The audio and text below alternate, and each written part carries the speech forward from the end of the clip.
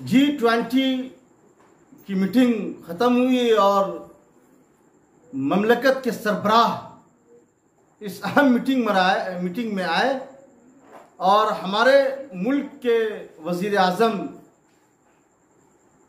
नरेंद्र मोदी जी ने इसकी सदारत की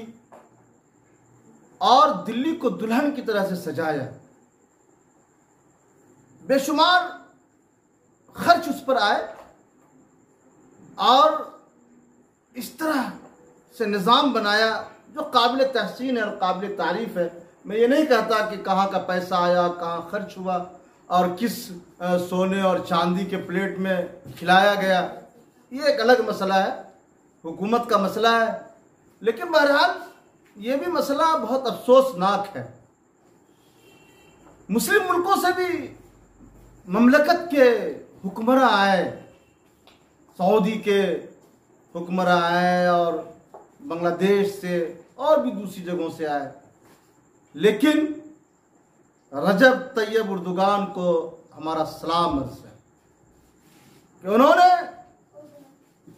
गुज़िश्ता दिनों कुरान के जलाने के इस वाक़े को और इस बेएहतरामी को पूरे शद्दो-मत के साथ उठाया। कुर्बान जाएं आप उस ममलकत के सरबराह पर जिसने उन तमाम लोगों को ये बातें कही कि G20 में इस बात का आप लोगों को अहद लेना है और आपको ये सोचना होगा कि क्या मुक़द्दस किताबें, चाहे वो कुरान हो, तौरात हो, ज़बूर हो, इंजील हो, जो भी मुक़द्दस किताबें हैं, क्या आज़ादी के नाम पर इसे जलाया जाए। उन्होंने कहा कि इस बात का अहद कीजिए आप सब लोग और इस बात की कोशिश कीजिए कि मुक़द्दस किताबों को, मुक़द्दस शख्सियात को और हर वो चीज़ जिसकी निस्बत तक़द्दुस से हो, ऐसी चीज़ों के बारे में हम लोग अहद लें और आज़ादी के नाम पर जो बदतमीज़ियाँ हो रही हैं और जिस तरह से खिलवाड़ किया जा रहा है, इससे हम सबको बचना होगा। दोबारा रजब तैयब उर्दुगान को हमारा मोहब्बत भरा सलाम अर्ज़ है। मैं उम्मीद करता हूँ कि कुरान के तक़द्दुस और कुरान के एहतराम का लिहाज हम सब करेंगे और अहद लेते हैं